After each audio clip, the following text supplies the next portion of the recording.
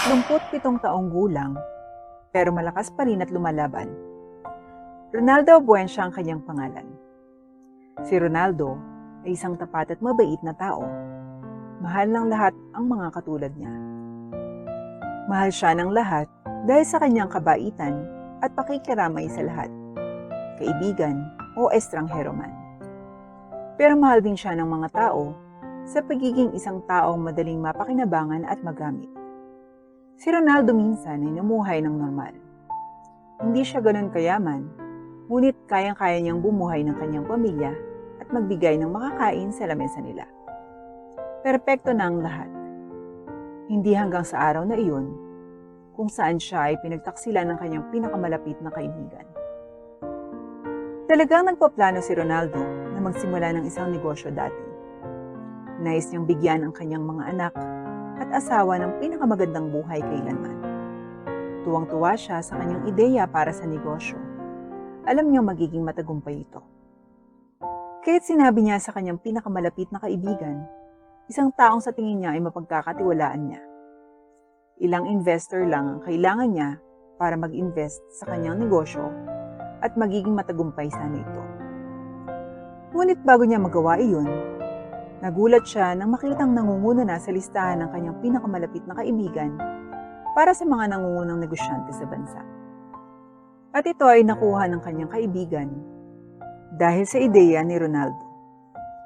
Dahil sa ipinuhunan niya ang lahat ng kanyang pera sa kanyang ideya sa negosyo, ay wala na siyang pera para tustusan ang kanyang pamilya. Kaya't nagpa siya ang kanyang asawang si Emily na iwan siya. Lalong nadurog ang puso niya nang malaman niyang si Emily ay sumama pala sa matalik niyang kaibigan na si Juanito, kasama ang kanilang kambal na anak.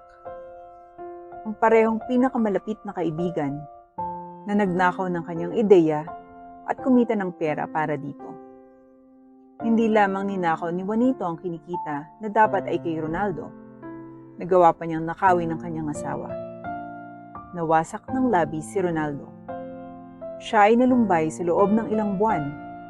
Ngunit pagkatapos ng ilang buwan, kasama ang kanyang sarili, naisip ni Ronaldo na hindi siya maaaring umupo na lamang at maghintay para sa isang himala.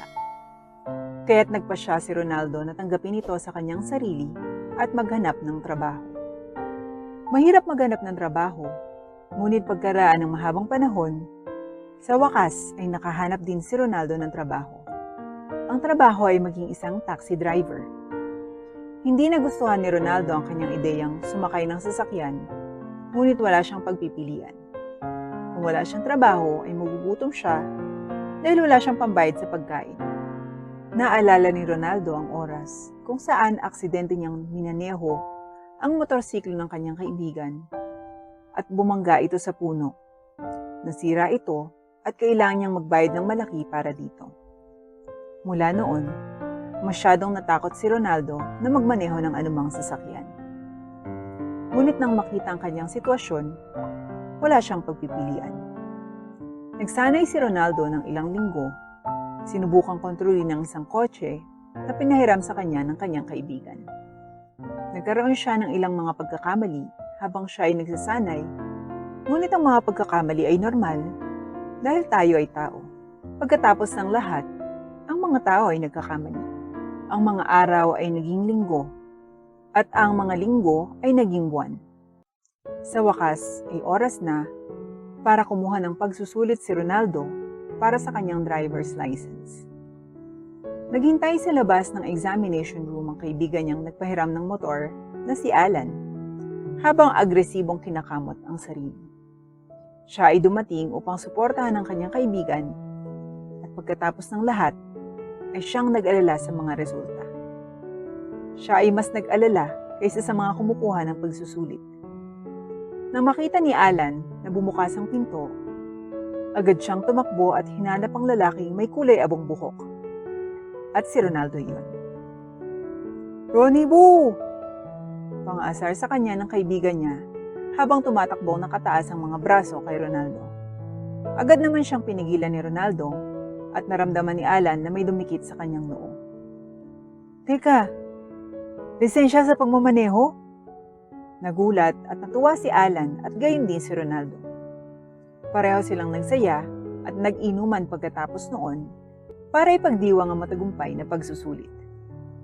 Lumipas ang ilang buwan mula noon. Ilang buwan mula nang bumangon si Ronaldo at sa wakas ay nakahanap ng trabaho upang patatagin ang kanyang buhay.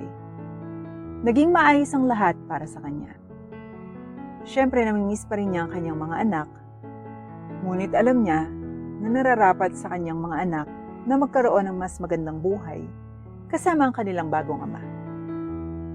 Bagamat labis ang pagkamuhi ni Ronaldo kay Juanito, mabait pa rin siya para patawarin ito at hayaan siyang maging bagong ama ng kanyang mga anak.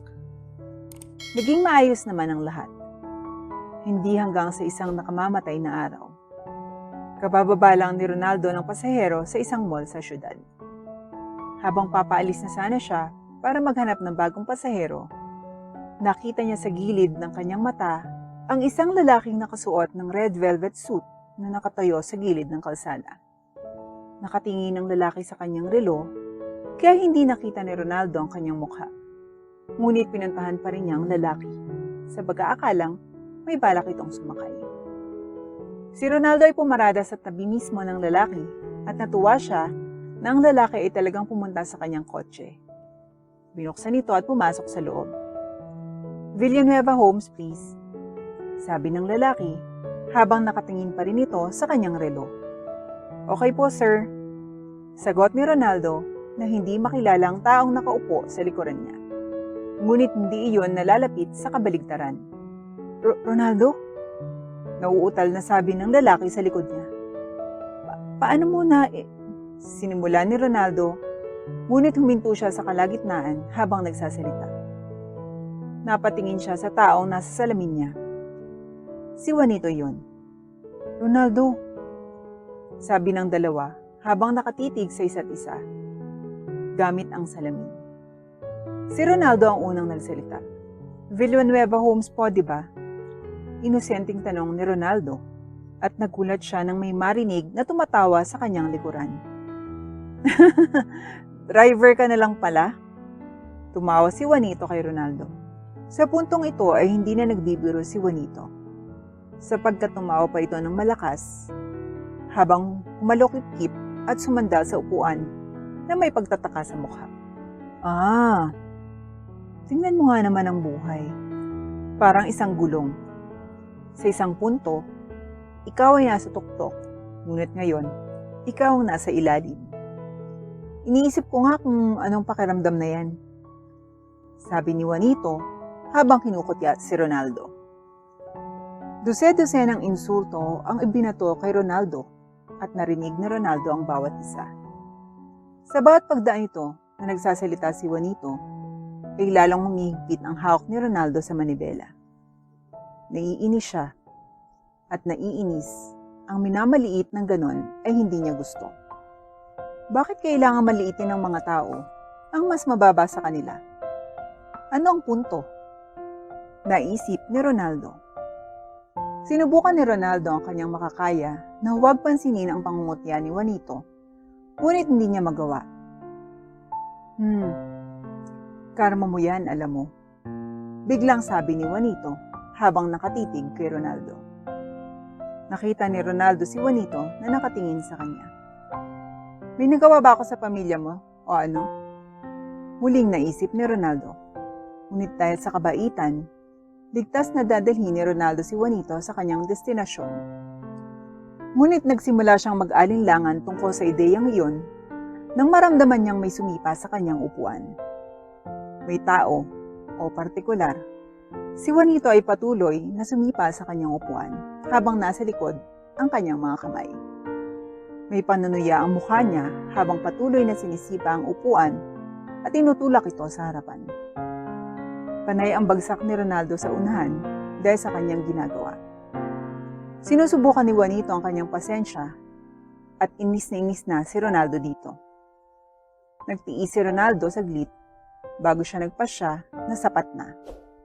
"Labas," sabi ni Ronaldo pagkatapos ihinto ang sasakyan sa sidewalk. "Sino? Ako? Bakit ako? Wala akong ginawa sa'yo," Siloso ka, freak. Sino ka sa tingin mo? Driver ka lang, wala kang kwenta. Nagdilim ang mukha ni Ronaldo sa galit habang pinagmamasdan ang kanyang dating kaibigan na naglalakad palayo sa kotse. Buong pagmamalaki na ipinakikita ang kanyang mamahaling kasuotan na tila ginto at mga bagay na pagmamayari ng mayayaman. Mahigpit na hinawakan ni Ronaldo ang manibela bago niya biglang iniuntog ang ulo niya dito. Hindi, talagang hindi. Hindi niya hahayaan ng sinuman na tratuhin siya ng ganun. Kahit na isang tao ay nakasanayan niya na, kahit ito pa ang kanyang ina. Hindi niya hayaang mangyari ang ganito.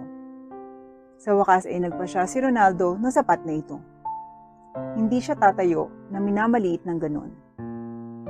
Patutunayan niya sa kaibigan niya na nanlibak sa kanya kung ano talaga ang maging higit pa sa kung ano ang nakikita ng isang tao. Patutunayan niya na higit pa siya sa isang driver. Patutunayan niya na makakaisip siya ng mas magandang ideya kaysa sa ninakaw sa kanya ni Juanito. Siya ay magiging matagumpay. Sa susunod na ilang buwan, ipinagpatuloy ni Ronaldo ang kanyang normal na trabaho sa pagmamaneho. Ngunit hindi lang yun. Kasabay nito, ay gumagawa siya ng isang personal na proyekto sa loob ng kanyang tahanan. Ang proyekto ay nakakatulong at ito ay gagawa ng pagbabago sa mundo. Kung ang proyekto ay mapapansin at bibigyan ng buhay. Namuhunan siya ng kalahati ng kanyang kita sa proyektong ito. Sinigurado niyang kaunti lang ang kakainin, ngunit nakakain pa rin ng masusustansyang pagkain dahil ang kalusugan ay kayamanan. Kailangan niyang maging malusog. Buwan ng pag-iisip at pagpaplano, dahan-dahang binuo ni Ronaldo ang kanyang master plan na magbabago sa kanyang buhay magpakailanman. At para sa pinakamahusay. Dumating ang Disyembre. 11 buwan na ang nakalipas mula nang simulan ni Ronaldo ang kanyang personal na proyekto. Isang engrandeng pagtitipon ang ginanap para sa mga nangungunang negosyante at inimbitahan si Juanito. Sa nakalipas na 6 na buwan, hindi ganoon kaganda ang ginagawa ng kanyang kumpanya. Hindi niya alam kung ano ang susunod na gagawin. Dahil dito, bumaba siya sa ibaba ng listahan para sa best businessman in the country. Nagtaka pa nga ang ilan sa mga bisita kung anong ginagawa niya roon, ngunit hindi pinansin ni Juanito dahil sa sobrang kumpiyansa at pagmamalaki nito. Kahit na ang kanyang asawang si Emily ay nanliliit sa kahihiyan sa tabi nito. Hinimok ni Emily si Juanito na huwag pumunta sa takot na mapahiya ang kanilang mga sarili, ngunit pinilit ni Juanito at ngayon ay nandoon na silang dalawa. Si Emily ay nagdurusa sa kanyang kahihiyan, ngunit ang ulo ni Juanito ay nasa ibabaw ng ulap. Ilang sandali pa, sa wakas ay nagsimula ng kaganapan sa pambungad na pahayag ng MC. Nagpalakpakan ng lahat. Ngayon, bago tayo magsimula, nais kong ipakilala sa lahat ang isang espesyal na bisita. Ladies and gentlemen, aking ipinakikilala, Mr. Ronald Abuentia. Nagpalakpakan at naghiyawan ng lahat. Lahat maliban kay Juanito at sa kanyang asawa na natulala sa kanilang mga upuan. Ronaldo, or Ronald na ngayon, he apparently changed his name. Iwinagayway ni Ronald ang kanyang kamay at yumuko at bumati sa lahat ng pasasalamat. Maraming salamat sa inyong lahat. Ako ay nagagalak na... Anong ginagawa mo dito? Sigaw ng isang boses ng isang lalaki. Napatingin ang lahat nang makita si Juanito na biglang tumayo at nakaturo ang hintuturo kay Ronald. Samantala, ang kanyang asawang si Emily ay mahigpit na hinawakan ang kanyang manggas at sinusubukang hilahin siya pabalik upang iligtas ang kanilang sarili mula sa kahihiyan. Ngunit huli na ang lahat. Napatingin ang lahat sa dalawa. Hiyang-hiya si Emily, samantalang si Juanito ay nag-aapoy sa galit at selos. Ninakaw ni Juanito ang ideya ni Ronald dahil gusto niyang maging mahusay kaysa sa kanya. Ngayon, Hindi ko ito matatanggap, bintang ni Juanito na ikinagulat ng lahat. Nagulat sila ng isang baliw na tao ay nandoon na maghagis ng kanyang akusasyon sa isang nangungunang negosyante sa gitna ng isang formal na selebrasyon. Guard, paki-escort si Mr. Juanito at ang kanyang asawa palabas. Hindi ko pinapayagang pumunta rito ang mga taong may ganyang pag-uugali. Sambit ng isang lalaking nakasuot ng golden suit at siya ang host ng event. Sa kabila ng mga reklamo ni Juanito, kinaladkad pa rin siya ng mga gwardya sa labas, kasunod ang kanyang asawa. Pagkatapos noon, ay nilapitan ng host si Ronald. Sorry po sa mga nangyayari, Mr. Ronald. Everyone, huwag na lang po nating hayaang masira ang selebrasyon dahil dito. Ipagpatuloy po natin ang pagsasaya. At ipinagpatuloy ng lahat ang selebrasyon. Tumango si Ronald dito bago tumingin sa pinto kung saan ay lumabas si Juanito. Sino ngayon ang nasa itaas? Aking matalik na kaibigan.